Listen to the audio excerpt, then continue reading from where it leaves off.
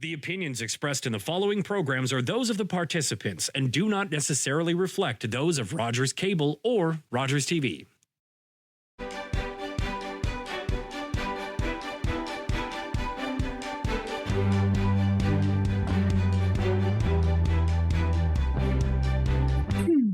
Hello and welcome to Politically Speaking. I'm David Shearman. My guests today are the mayor of the town of Blue Mountains, Andrea Matrosovs, and the deputy mayor, Peter Bordignon. And it's good to have you both here again. It's you're certainly no strangers to the show. And, Thank you for having us back. Thank you, David. Hey, I don't think there's a way you can actually get off this show unless you're defeated in an election.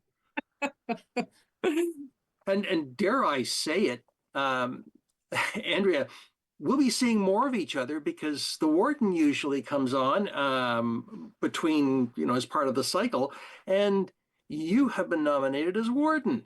That is correct. And the nominations closed yesterday, and I am the sole one that has been nominated. So it will be on December 3rd. It will become an acclamation. Yes. Wonderful, wonderful. Now, if my memory serves me right, there have been you'll be the third woman to serve as warden. That's correct. Yeah. The third woman in 150 years of history in Grey County. So it is. So that's an exciting moment. But I have to say that the support has come from all the way around the table. So, and that has been really good to see. And also I'm quite, one of my mentors along the way has been the former deputy mayor, Duncan McKinley here in the town of Blue Mountains, and he served as warden as well. And that goes back to 2013. And so we're going to move the last few wardens have come from the southwest of the county, and now it's going to be back up in the northeast, and and of course former warden McQueen from Grey Highlands was also good representation that way too. So that's the way it works around our 9 municipalities as we take turns. That's right. And I have to say that Warden Milne did speak very highly of your skills and talents. So thank you. And I've got it on tape too. So. Well, he has been very supportive, and one of the reasons that I nominated him for his second year is because I really like the work that he was doing, and I like his compassion towards all of the constituents in Grey County. And sometimes there's the thought that, well, then you're trading, and now you're no longer representing your town. No, you always are, because every member of the 9 municipalities, every constituent is also a constituent of Grey County. So you're representing them on the two levels, which is the way it needs to be. And the other thing we have to keep reminding ourselves is you take off your local hat when you go to the county table. You are a county councillor and you are county warden, and you represent the interests when you sit there of everyone across Grey County. It's the nature of an upper lower tier governance system. Yep. Yeah. And I think it makes a lot of sense that it's the same way with the conservation authorities. I sat on that in my previous term. I sat on our 2 conservation authorities, same kind of messaging. When you're there, you have your conservation authority hat on. So you might be there because of your position at the town, but you then have to think about it holistically. But the other thing is what's good for the county is good for the kinds of services that we can do at the county level. The critical mass, when we become over 100,000 as 9 municipalities pool together, we're 109,000 in population that way, then we can start to punch the same weight as the GTA municipalities, when it comes to making delegations to the province and looking for partnerships. But it's also the critical mass that you need to really be able to address the community needs that are out there. Some of the deep housing needs, and some of the mental health needs, and some of the transitions and early childhood care. Our individual municipalities can't handle that, but what we can do is we can contribute together. So that's what I look forward to delving into in the next year. On another episode that you invite me back to. Well, the other thing is that the warden does get to not just represent their own municipality, but in places like Roma and Amo, that you get to circulate. As Warden Milne said, I find I get a lot more done in the halls than I do in the deputations. So there'll be another new experience for you as well. Exactly. And then there'll also be the Western Wardens Caucus, a few extra things. And so, yeah, so you're right. And the fact that we're able to do that informal connecting with each other, as well as doing the formal presentations to the province cohesively, you know, the way that in the last one, at the last AMO, how Simcoe County, Grey County, and the town of Blue Mountains all went in and were able to say, look, this is what we could do about transportation in the area. We'd like some buy-in from you as well. You know, like that really works well. And the province loves to see that. They love to see the collaboration of lower tier municipalities working together, like the South Georgian Bay Mayors and CAOs Forum. And they like to see when counties are talking to their neighboring counties. That's always the first step they'd like to see. Yes, and then we've always the sort of elephant in the room, of course, is the impending provincial election. And who knows when that's going to happen? We don't. But I do know that, for example, in Bruce Grey Owen Sound, the Conservatives are holding their nomination meeting in the new year in January. Haven't heard anything from the other two parties formally. So the wheels are starting to grind. But for us, yeah. Sorry. I was just going to say, but for us here in Simcoe Grey, you know, I have always highlighted the fact that I think we're very fortunate that both of our MPP Saunderson and our MP Dowdall have both been in the municipal circuit. They understand the kind of pressures that we're under, and I don't care what partisan, what party line you are, like that's a good part of the conversation that other municipalities have to come and explain to the representatives, here's what it really means for us here on the lower tier. And in our particular case, we don't have to do that because they really do understand, having been mayors themselves. So I'm very appreciative of that. And our job here is to work with whomever is there at the province and at the federal side when there is, you know, much less interaction between federal and but a little bit. And that's our job, is to work for the best interest of our municipality. Sure. No, and David, sorry, I think the regional governance model is sometimes lost in a lot of residents, and because we always look at federal, provincial, and local. And the regional model, there's really 4 layers of government when you look at it. And as you said, going into an election, probably 2 next year. If I was a betting man, you know, looking at a provincial and probably federal, you know, into 2025.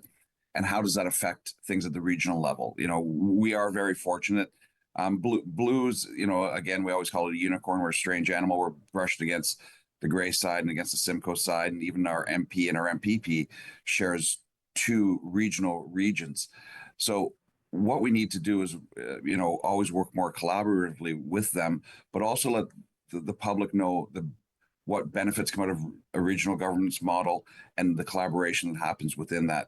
And I think having the mayor, especially from, you know, what they'll call the east side as being the warden, I think that will help a lot in bringing those 9 municipalities together. We may sit there because of our role as mayor and deputy mayor from the 9 municipalities, but when we put on those hats, we're making decisions in the totality of those almost 110,000 people. And I think that's something that the more collaborative we can be, and I know Andrea's skill set will lend well to that. I think we're going to be even more successful going into 2025. Well, I think, and that's a great setup, because that sets us up for 2025 conversations. Good time to talk about budget. Oh, and you thought you were going to get out of this show in 2025? No. Yeah, budget is the big one that is hanging around every municipality's neck at this time of year.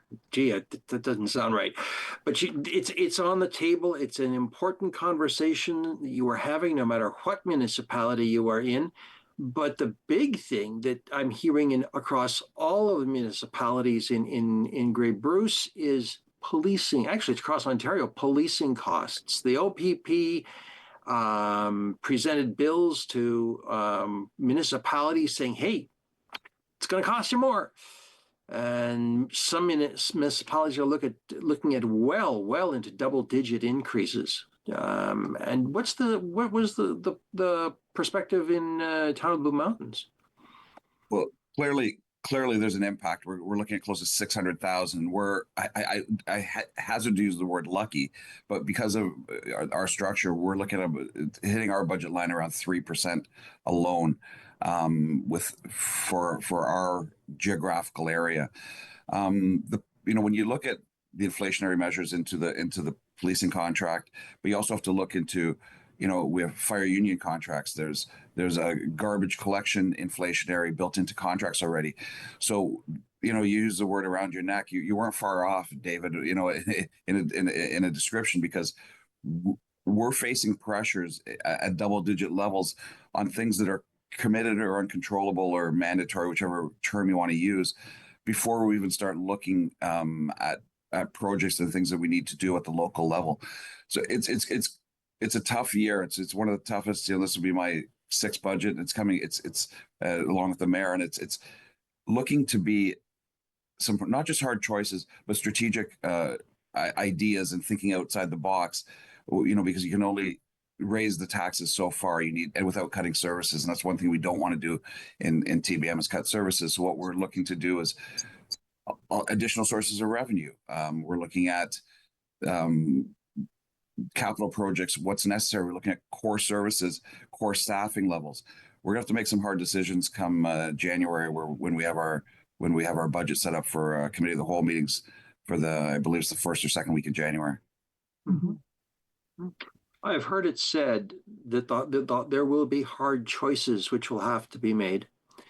And this year, you will be making decisions between what you must have and what's nice to have. We've actually captured that three ways: must do, should do, and nice to do. So we're sort of a three-tiered system looking at that.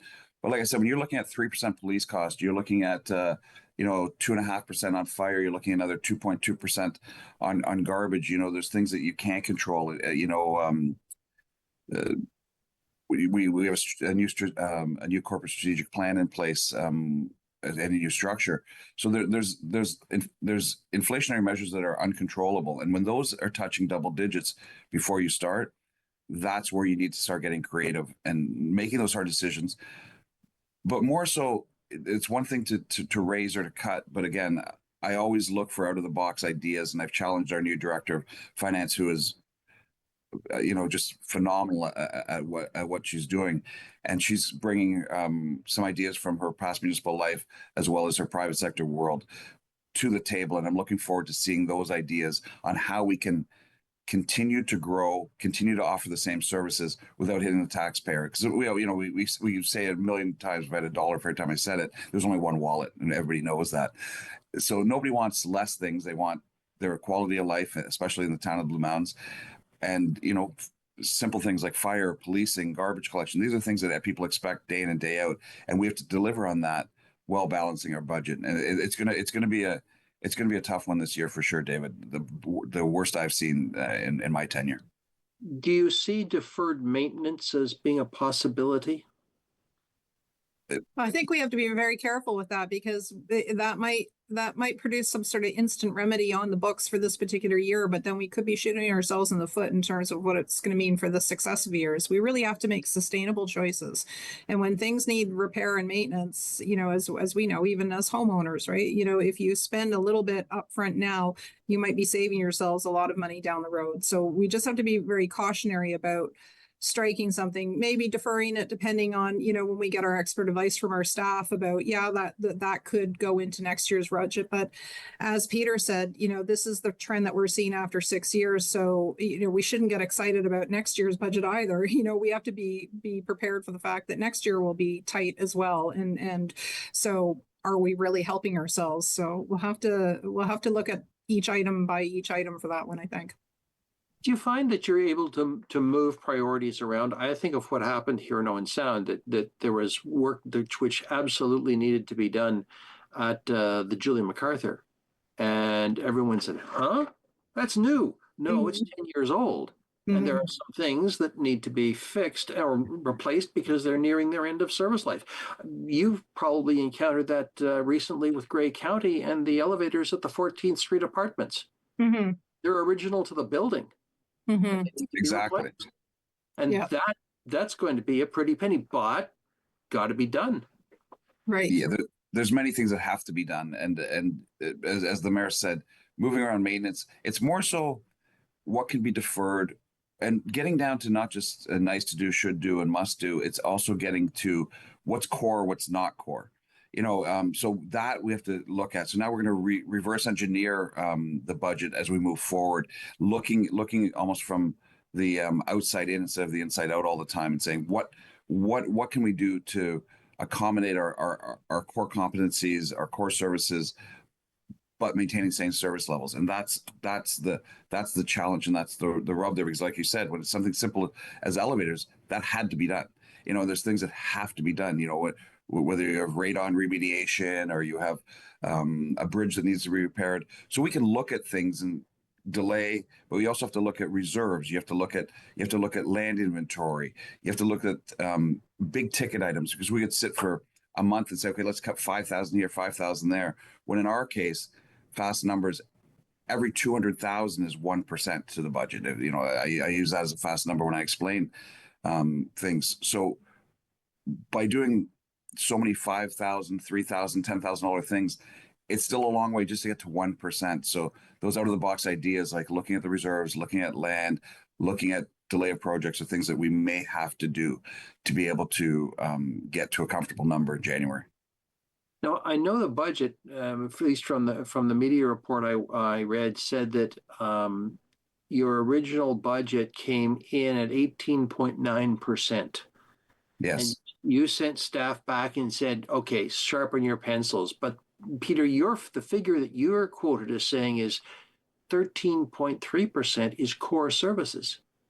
Yes. And then even if you take out growth, estimate 2.5%, you're still double digits, David. And that's the problem. We haven't even opened the budget book. We haven't even opened our 300-page book yet to look at, staffing levels, project costs, things like that. So that's something that we're going to have to take a look at. Now, I was hesitant personally even to put a number together as a target line, as a guideline, because as an actual number saying, it's 2%, 8%, 12%, because I want to be realistic, and I want to set realistic expectations. So the motion I think we did pass was come back with the percentages that covers the core services. Mm-hmm. Yeah, That's has to be done. That's our bottom benchmark. It's not so much a percentage; it's our bottom benchmark. Another thing I've asked finance to do is come back with, we say the average home price in the TBM is, I think it's $560,000. We know that's unrealistic. So I said, okay, what does it look like at the average house price, and then at the $1 million level, at the $1.5 million level, how much is it going to cost? And people may look at that and say, okay, I have $1.5 million home, and it's going to cost me $378 a year, and I'm going to maintain all this, and my life is good, my quality of life and services are improved. So they may look at that less as a percentage, but more as an investment, hopefully. And that I'm not saying that we're going to get to there. We're going to try to shave it down as much as we can and use that out of the box thinking to try to reduce that number. But at least if I really want to break down the budget in terms of dollars and how it affects the average household. Mm-hmm. So Mm-hmm. it becomes an exercise in explaining. Yeah, very much so.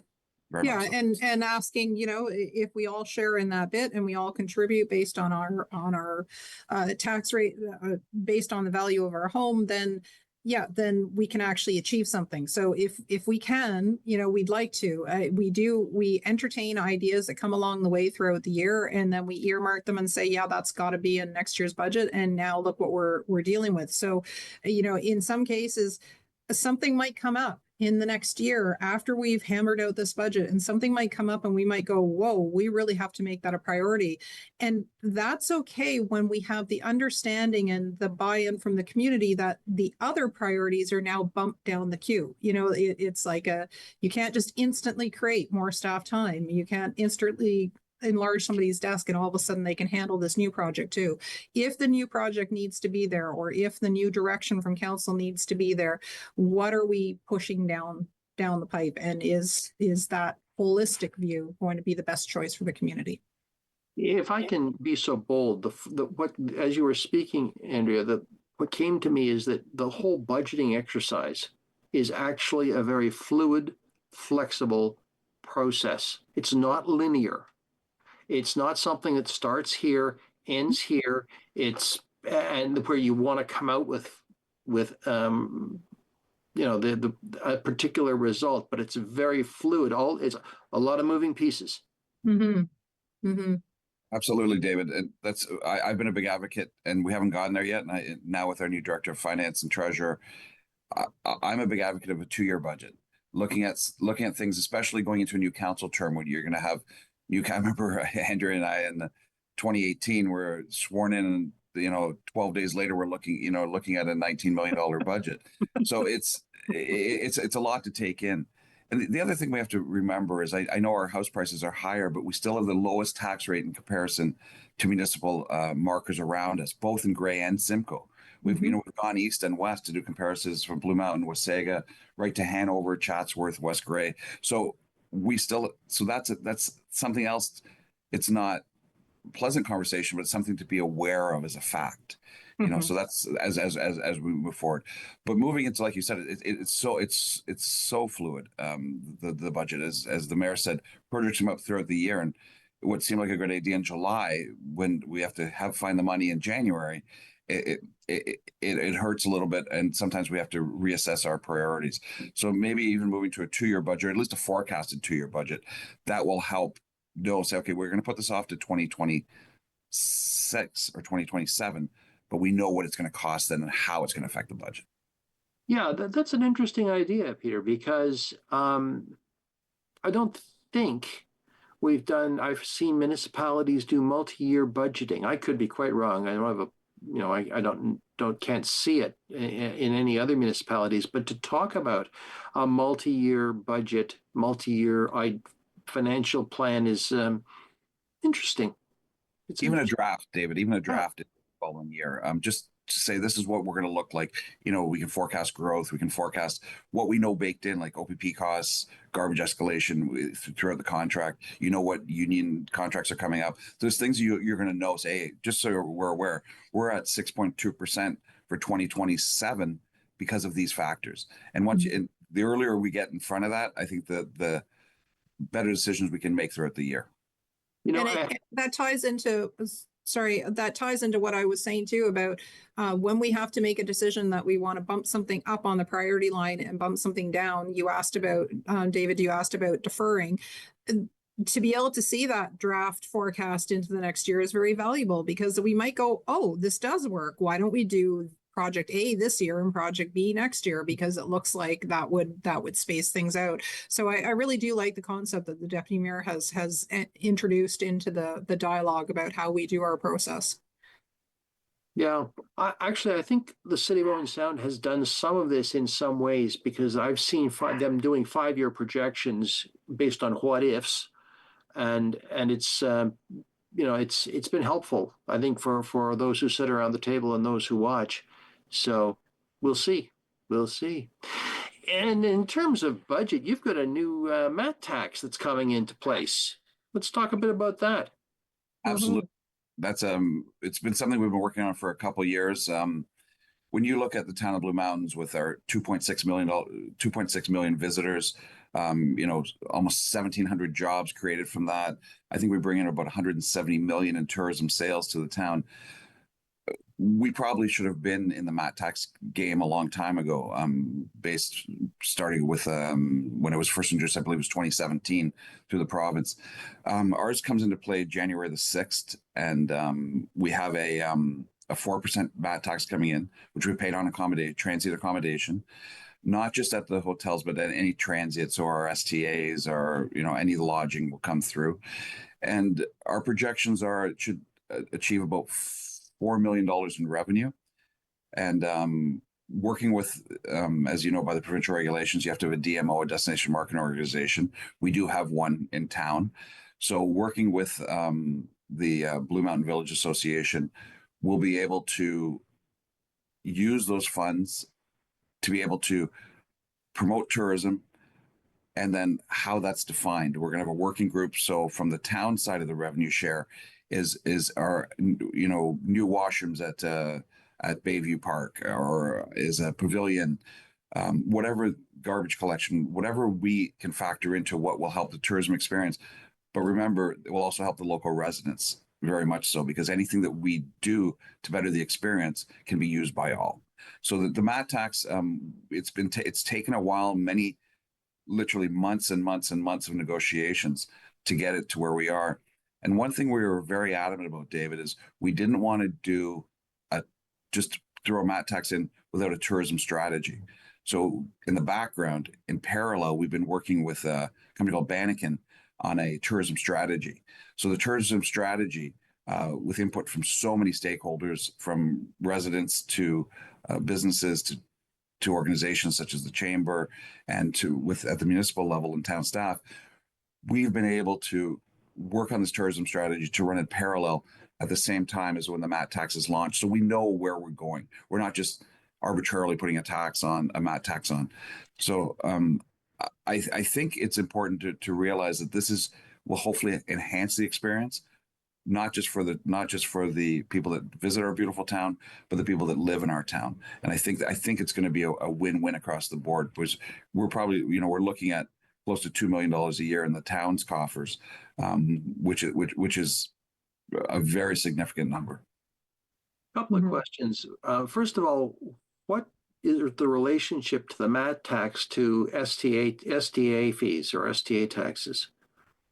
Well, there's not an STA fee. There's an STA license. License, yes. And one thing that we did is a few years ago when we redid the STA license, I've been heavily involved in this since even when I was in the ratepayers before council. The STA license is now a 2-year license, opposed to 1 year, so it saves some administration costs. It's there for the protectionism of all. The license and the fees go towards things like fire inspection, licensing, planning, looking at it, legitimizing the operators. So we have 350 odd licenses, but I can tell you we have over 500 to 600 STAs operating. So that's something that we need to work on. So the operators, I don't think they mind. Well, it's business is business. I shouldn't say they don't mind, but paying a fee for the license is a cost of doing business, knowing that they'll have their license, they'll have their fire inspections, they will be legitimized and be able to be a good operator, just as the local restaurant gets their health inspections, as opposed to somebody just selling something out of the back of their truck. So that mechanism is working very well, the STA license. Our complaints have gone down. The noise of STAs, and I say noise both from a practical and a theoretic point of view, has gone down. And that's, I think, in testament to having a strong and stringent STA bylaw, as well as our AMPS penalties, which have gone into place to help combat not only the operators and their guests, but the illegal STAs. So working in conjunction with those two groups, we're getting very close to passing that new AMPS law as well.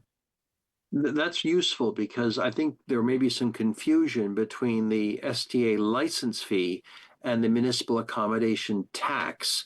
The first is paid for obviously by the provider, as you said, the cost of doing business, and the second is paid by the consumer as a surcharge for the privilege of staying overnight or whatever. Exactly. Just like people, those of us that have traveled to Niagara Falls and other areas, just like other cities where you go and you see that little bit added on your restaurant bill. In this particular case, it's only about that accommodation. As Peter mentioned, it's not just typical hotel units that we have here, but it's also anybody who's staying somewhere for less than 30 days. If they're licensed as a short-term accommodation operator, there'll be that tacked on. But the benefit is huge, because it allows us to build out the community in a way that even more so increases the both the beautification and the functionality of the community here, that will draw more people coming up this way. And we have to remember, we have to tie this tourism industry in, especially because unlike Owen Sound, we don't have as many industries. We do have some very good legacy industries that are here, but we don't have a huge balance of that residential tax versus commercial tax. So the fact is tourism is a livelihood. It's a livelihood for 1,780 people who work in the tourism industry. Like, this is how they are paying their family bills, is by working within this industry. But the point that was made by the deputy mayor too is, like, in addition to those 160 tourism related businesses in the Blue Mountains that will benefit from this extra incentive, this extra infusion of funding to go towards destination marketing, is it also enhances all the wonderful experiences that our full-time, part-time, residents can enjoy themselves too. So if we're able to enhance the parks, if we're able to enhance, other facilities that draw somebody to come and visit the area, then that somebody who's living here is also going to get to enjoy it 7 days of the week instead of just in the one time that they actually come to visit. And on that note, we're going to take a break because, hey, somebody wants to talk to you. I'm David Shearman. This is Politically Speaking, and we will be right back.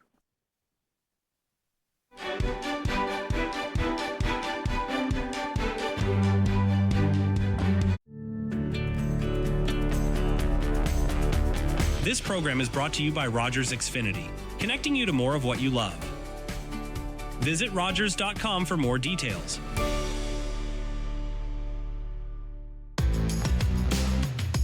This is Rogers TV. For me, the end was just the beginning. I felt I must come. If I did not come at once, it would be too late. And these places that are watered with the best blood of Canada might only be names and memories. I see it in the soldiers, the grief I know so intimately. And I will not abandon these men to it. The isolation wears on me. Slowly, the silence takes over, as if my heart has given out of air. I cannot talk. I can only paint. For more than 2 years, Mary Ryder Hamilton painted the battlefields of the First World War, creating an unforgettable visual record of service and sacrifices at immense personal cost. With Rogers TV, you can cheer on the home team from the comfort of your living room. We'll head to the rink, the field, the court, or the pitch, so you don't have to. Tune in and cheer on your local amateur athletes on Rogers TV.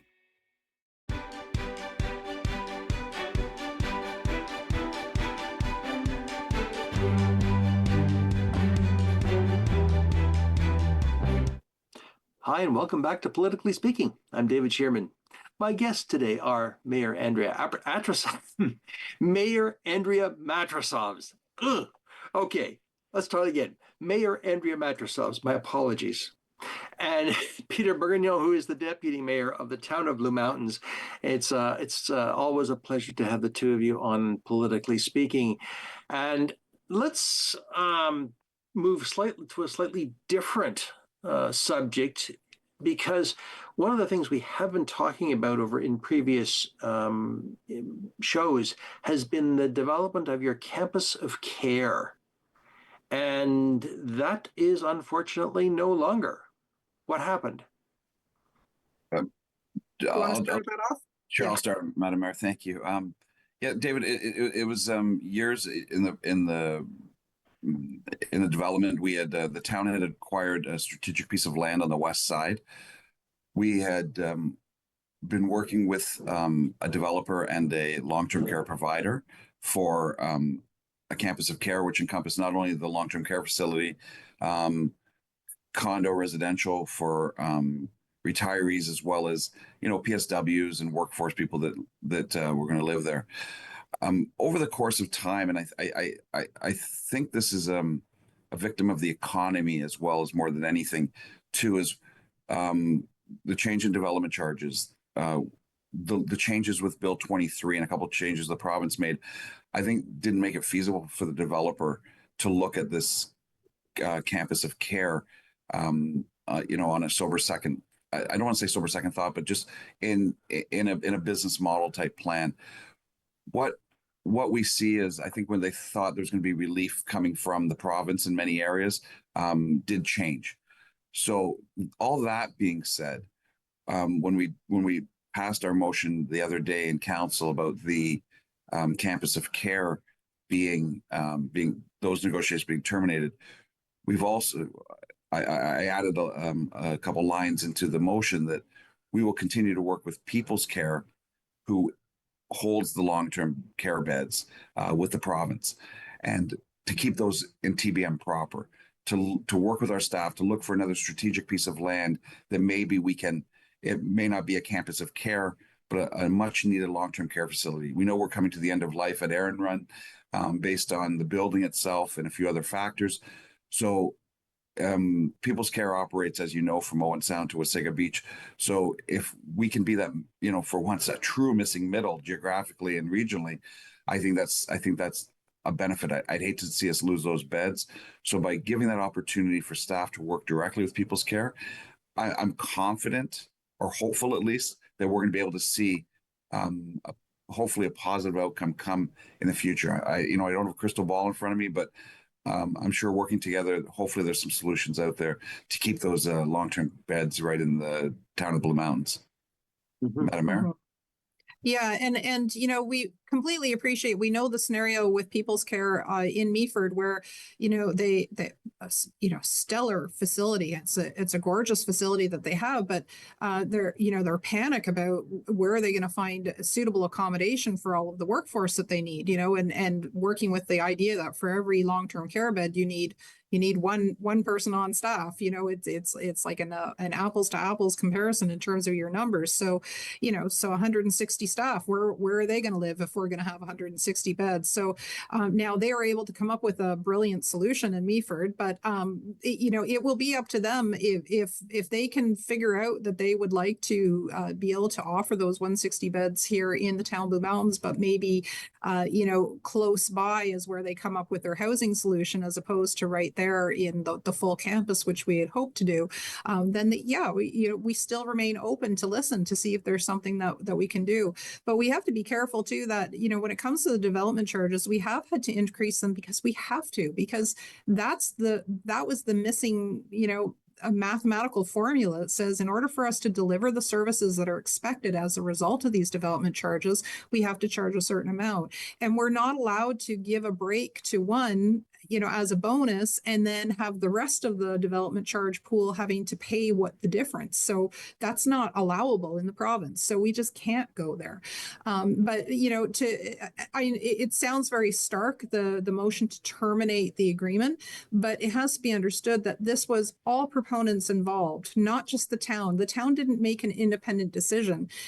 Working with the proponents, we looked for options that would make it all viable and doable. And the deputy mayor said it himself, the economic downturn for building places out, every project is getting a sober second thought. And it's unfortunate that all the parties coming together, there wasn't something that was going to be able to be signed on the dotted line. That's the unfortunate part.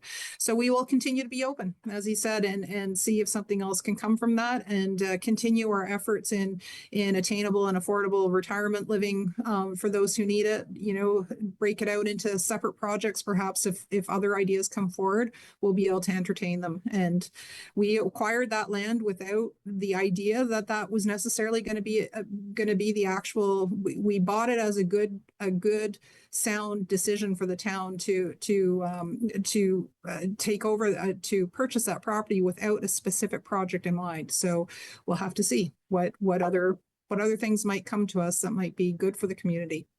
Yeah, it can be very, very different. We just don't know. And David, if I could just add too, is at the end of the day, these are, I don't want to say simple, but these are land sales. The town is not a developer. The town wasn't planning on developing anything. Even in that piece with the campus of care, the town was still retaining at least a dozen acres, 8.5 being developable, which would be serviced, for future use. As the mayor stated, the town bought that land without a long-term care facility in mind whatsoever. I think the initial talk was to use it for town facilities. So when we're retaining that piece of land, and there are strategic pieces of land that I can see throughout the town that we may be able to utilize in the long-term care, but that's something that the future will definitely tell. But even at that point, even if there is a different piece of land, again, it will be a simple land sale, and we'll let the operators and the developers do what they do, and we will definitely be at arm's length. Yeah. Well, it's kind of sad to see, because I know that kind of housing is so important in our community, but let's just wait and see. Mhm. Maybe somebody else has an out of the box idea. Absolutely. Yeah, yeah. Well, let's move on to something I've noticed across municipalities in the last little while. There is much more public interaction with electors, and you had a council cafe event in Ravenna very recently, and Andrea, that's your stomping ground, isn't it? Up towards Ravenna. That's right. Yes. Yeah. The latest one was held up in Ravenna, which is the geographical center of the Town of the Blue Mountains universe. So you can put a pin in Ravenna and know that you're right in the very middle of what we are. Because for those who aren't familiar, we're 21 kilometers of shoreline and then 26 kilometers up to my neck of the woods, as you said.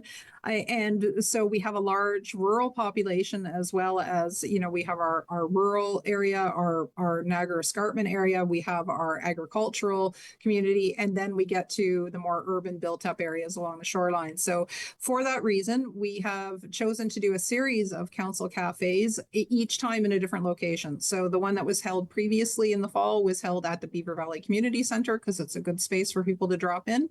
This morning, you're right, that's what was my first stop of the day. So we had people come in, and council members were there to greet residents. But what I really appreciated noticing in this particular round of it too is how many of the residents were meeting meeting residents they had never met before. And for us who live in the rural areas, and the deputy mayor is not right in town as well, that's a treat, because you don't just necessarily have a neighbor over the fence that you can chat with. So it was great to see that people were sitting down and going, well, I don't know any. Oh, okay, who are you? And having a chance to interact with council, and some of our staff were there too. So it was a success. We won't have the next one until March, because we appreciate that the weather might throw a little wrench into things. But then the next one that comes in March, I believe that one is going to be in Craigleith. Again, we move things around. We have quite a large population base in Craigleith, and we have to make sure that as a community of communities, we're offering this opportunity around.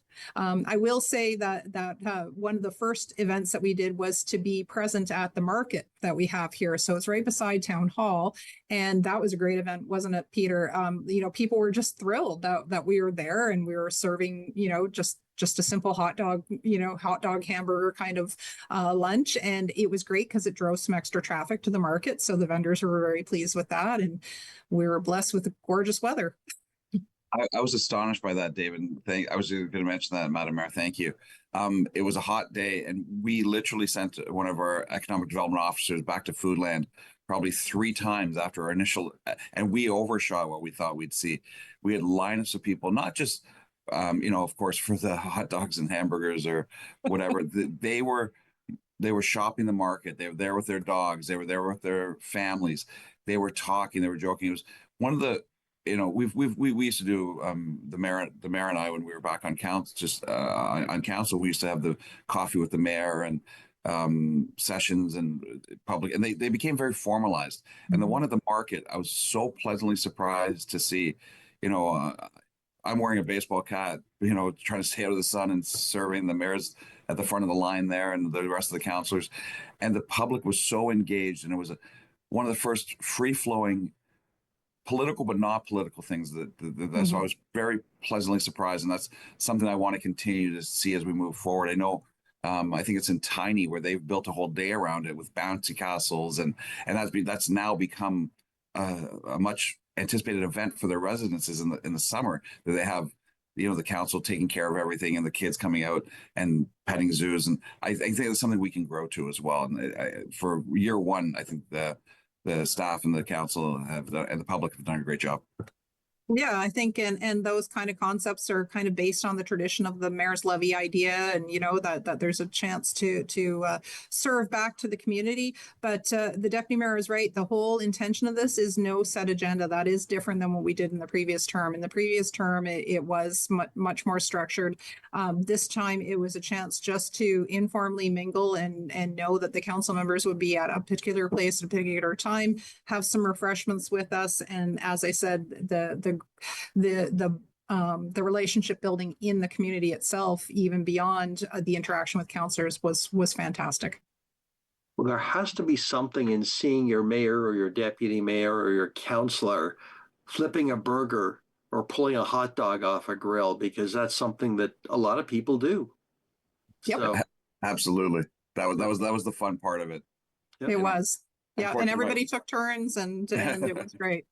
Unfortunately, my wife Julie brought my dog, and he got my hot dog. So, but it was over. But it was still a fun day.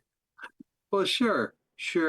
And it's interesting to hear that, because there's a variety of models that different municipalities have. And it's interesting to hear the various models. And the combination with food is quite interesting. Quite interesting. That's right. Well, and we held it at 8 to 10 in the morning too, because we appreciated that some people would make that stop on their way to work. And we did. We had some people in their work gear who were stopping in for a quick chat, and others that were able to stay with us until 10 o'clock. Great. Hamburgers at 8 o'clock in the morning? Yeah. We had Councillor McKinley was flipping pancakes for us this morning. So, and I'm sure he would do a fine job. Yes. As Peter and Sean and I are all Legion members, we've witnessed a lot of pancake flipping from Councillor McKinley. Patio for sure. Well, something else that the town of Blue Mountains is doing that I've not heard of before, and mostly because I don't think there's always been a reason for it, and that is a lobbyist registry. Oh, that's something that we're more used to hearing about in places like Toronto or Mississauga or some of the GTA municipalities, or the province or the federal government. What's the rationale for having it in the town of Blue Mountains? Well, I can start on this one, Peter, if you want to jump in afterwards. Yeah, it is. And you're right. It's something we typically think about, in the halls of Parliament, who is coming to talk and who may potentially be influencing a decision maker. But it works the same way on a lower tier as well. As Peter mentioned, all 4 tiers of government. This is a practice, and it's not meant to restrict people coming. It's just saying, let's know who's there and who's at the table, and let's keep track of that. So the reason why is for our accountability and transparency. We think it's a very healthy way to do it, and just to simply follow the same kinds of rules that we might have seen in other places. So it will provide us with insights into lobbying activities directed towards town council and staff by both individuals as well as organizations too. It's not all about in Ottawa, who's trying to get a contract, who's trying to get business. It's about groups coming forward and saying, we want you to do things this way. We believe your decision is best this way, and this is why. Okay, so let's just keep a record of that. That's what we're saying. So there will be a 6-month grace period for it as well, because it is going to take a bit of time for council members, for staff, and members of the public to actually receive training and understanding how to familiarize themselves with this process, to ask, when I'm coming to engage with council, council members, it'll take a little bit of on-ramping time. Is what I'm doing, would that actually be considered lobbying? Would that be considered influencing? So maybe I should go through this registration route. We need a bit of time to let people kind of get used to those rules. And the town has created a frequently asked questions webpage too, which I think will help with that too, so that people just know what it's about. And also it will give a good definition of who is considered a lobbyist and what activities are considered lobbying. And then, of course, if that's what you fall under, then it'll tell you how to register and how to follow that process. So it will be there. It'll be easy to get to, but if people are looking for that information, it's going to be at thebluemountains.ca /lobbyist-registry. That's easy to remember. Yeah, exactly. So, David, if I may, Yeah, sure. it was you made a good point. It was born out of the lobbyist register was born out of the MFP leasing scandal in Toronto. So it was born out of a bad event that turned into a clear and transparent good idea. So the town of Blue Mountains also, we have to remember, by definition, we were the second fastest growing municipality in Canada. So when you start having that kind of development, we're always punching above our weight class. So, and we do have 2.6 million visitors a year. So having a lobbyist registry does make sense in the fact of how we interact and how we interact with those organizations, with those individuals at the local level. So I think you're going to see people being more cognizant of that as they approach with ideas and concepts and one-on-one with council members. Is this lobbying? Isn't this lobbying? We're using a very well seasoned. Our lobbyist registrar is Principles Integrity, which is as you know is the integrity commissioner for Grey County, as well as all now, because we signed on with them last year, all 9 Grey County municipalities, and they were in Toronto from the beginning, in Vaughan. So they've had experience with complex cases as well as simplified registrars.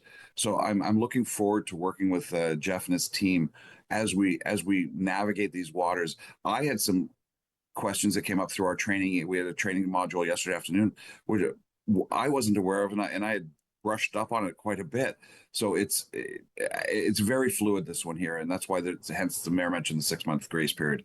But I think at the end of the day, it will just show a little bit more transparency to the public on who's speaking to who. Who's paying the freight on this? Will this be just part of the general budget for the municipality, or what is it'll become a cost of doing business for the municipality? Pretty much so, yes. Mm-hmm. Yeah. Mm-hmm.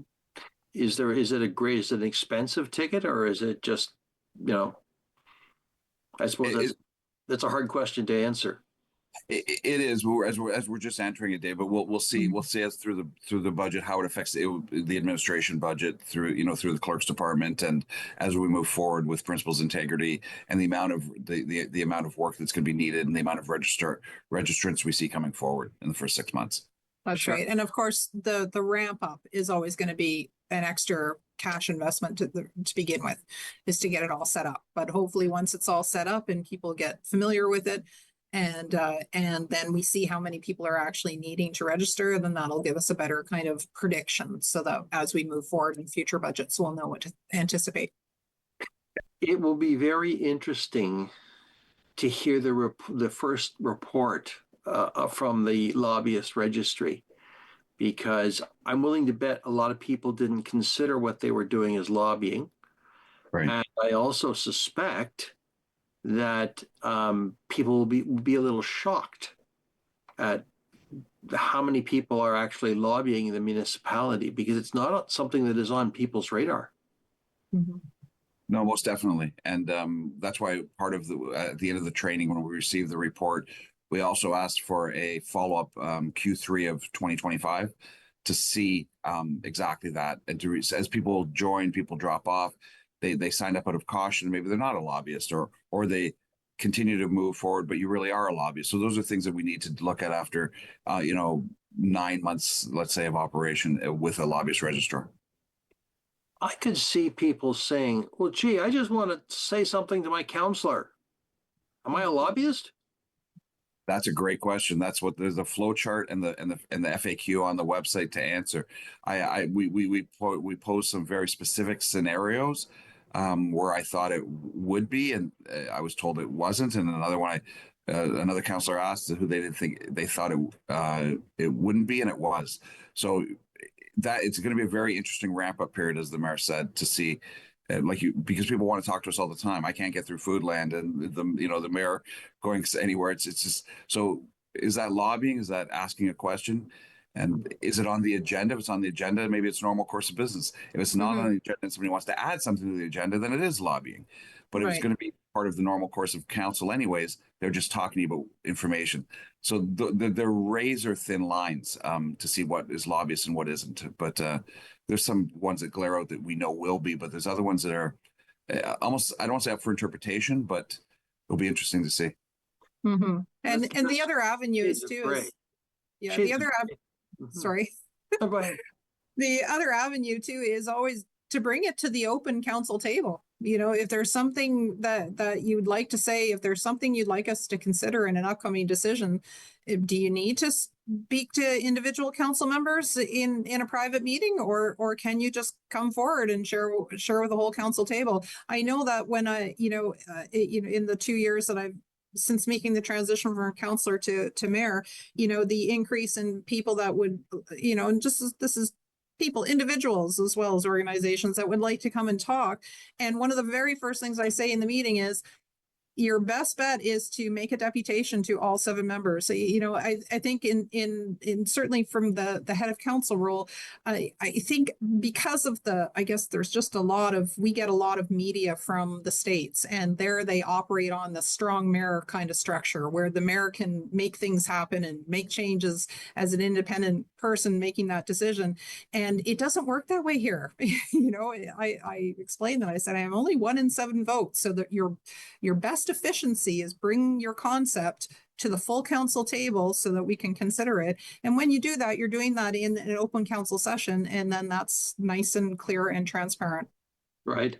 Because one of the questions that people get worried about or anxious about is the mayor having all these confidential meetings with whomever, Right. but we forget that you are also constrained by what you can do and can't do. Right. So, it won't turn down an opportunity to sit and listen to somebody, but not going to make a decision in closed doors. It just doesn't happen that way. And it would be misleading for anybody to think that is happening. And not only that, but make promises and commitments that you have no right to fulfill. Yes, absolutely. I mean, every single council member across Ontario, across the country, always has to keep that in mind. Be very careful about what you promise, because you'll have to make your decision at the council table, and again, your decision is just one of 7 in our particular case. So you can't be guaranteeing to somebody that something is going to happen. You have to say the best thing you can do is present your case to all 7 members, explain the rationale behind it, and let us take that into consideration when we make the final decision on a matter. Not to mention the fact that you can't, as a councillor, undermine council.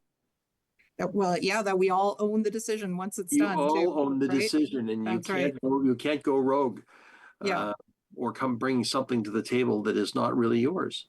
Right. Exactly. We always people like to build in the town of the Blue Mountains. They love our dirt. So it's they'll always say, "Oh, can I meet with you? And can I talk with you or the mayor?" And let's bring planning staff in. If you want to have a pre-consultant give us an idea, absolutely. But as the mayor said, bring it to the council table. There's the mayor and the deputy mayor are 2 out of 7 votes on, and even then the meetings are for information gathering, and people approach us. When I say us, I mean the town all the time on, I'd like to do this. Who should I speak to? And we always say, we'll bring it for the planning application, bring it in, or talk to our director of planning, and then I'll sit in on a meeting or bring it to the full council table. Those are where the decisions are made. And that's something that the mayor and I are very, very aware of, is having those meetings and bringing it out to all 7 members and through the public. Obviously, we like to see things on the agenda, and then the public as a public staff and council has a chance to say, this is on the agenda and let's discuss it. And with that, I've got to say thank you both. We're just about out of time. Mayor Andrea Matrosovs and Deputy Mayor Peter Bordignon, a pleasure as always to have you on the show. And oh yes, we'll talk again more frequently, Andrea, in the new year. Looking forward to it. Thank you, David. And she's getting more jewelry. And thank you, friends, for being a part of Politically Speaking. I'm David Shearman. We'll talk again. Thank you.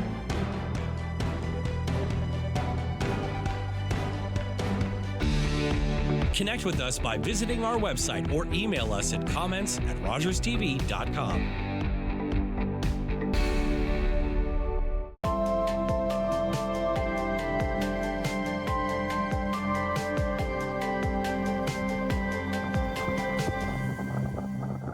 watching an interesting local show on Rogers TV and you want to know more, that's when you head to rogerstv.com. Our website provides more information about our programs, our hosts, our schedule, and about how you too can get involved with Rogers TV. Visit us online at rogerstv.com.